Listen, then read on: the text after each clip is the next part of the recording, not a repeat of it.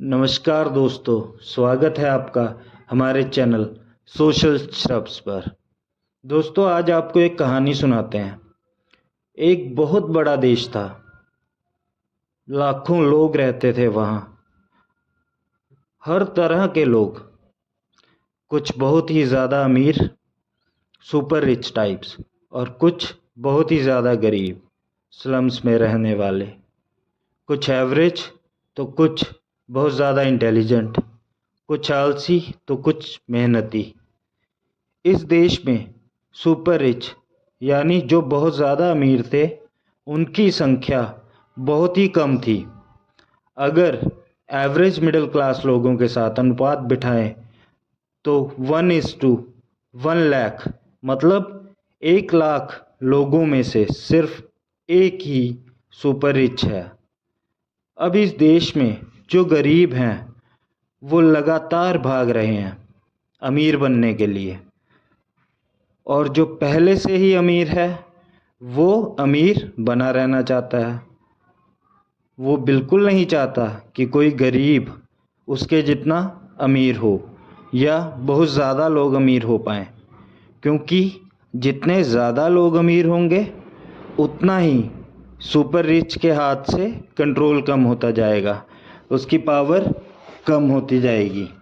Super rich हमेशा इस बात का जुगाड़ बिठाने की कोशिश कर रहा है कि कोई और अमीर ना हो पाए, क्योंकि अगर मिडिल क्लास बंदा अमीर हो गया तो फिर वह अपना दिमाग दौड़ाएगा। अभी तक वो सिर्फ सुपर रिच के इशारों पे नाच रहा था बिना सोचे। तो दोस्तों, एक दिन एक इंटेलिजेंट बंदा एक गैजेट टाइप्स कोई चीज़ बनाता है, इन्वेंट करता है, ठीक वैसा ही जैसा इस वक्त आपने अपने हाथ में पकड़ा है। जी हाँ, फ़ोन जैसा, या फ़ोन ही। अब वह इंटेलिजेंट बंदा अपना आविष्कार अपने जैसे मिडिल क्लास लोगों को दिखाता है। कुछ को तो समझ ही नहीं आता, कुछ तारीफ़ करते हैं तो कुछ मजाक भी उड़ाते हैं। लेकिन एक दिन सुपर रिच बंदे को इस आविष्कार की भनक लग जाती है। वह सुपर रिच बंदा उस इंटेलिजेंट बंदे के पास जाता है और उस गैजेट की सभी बारीकियों को समझता है, और फिर अंततः उसे एक मोटी रकम देके वह गैजेट उससे खरीद लेता है।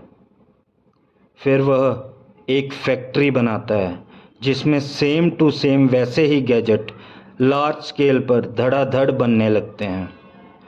दोस्तों, इसके बाद सुपर रिच बंदा इन गैजेट्स को रिटेल, ईएमआई, लोन, ऑफर्स, पता नहीं किन किन तरीक़ों से लोगों के बीच में, तो पहले इंसान यह गैजेट शौक़ शौक़ में खरीदता है, फिर उसे इसकी आदत लगती है, उस पर डिपेंडेंट होने लगता है, फिर उसे as a status symbol use करने लगता है, और अब यह गैजेट उसकी मजबूरी बन चुका है। सुपर रिच का प्लान कामयाब रहा। 99% ऑफ पॉपुलेशन का ध्यान उस गैजेट में ही फंस के रह गया है। रिच होना तो दूर, उसकी रोज़मर्रा की ज़रूरतें बड़ी मुश्किल से पूरी हो रही हैं। सुपर रिच को कोई भी नया ट्रेंड सेट करना है, सरकार चलानी है, कोई नया धर्म चलाना है, कोई भी अफवाह उड़ानी है, तो उसे बस एक मैसेज करना है। वो मैसेज ऑटोमेटिकली 99% ऑफ पॉपुलेशन तक पहुंच जाएगा। पॉपुलेशन वही करेगी जो सुपर रिच चाहता है। एक तरह से सारी दुनिया सुपर रिच की मुट्ठी में आ गई है। दोस्तों, कहानी सुनी सुनी लगती है ना?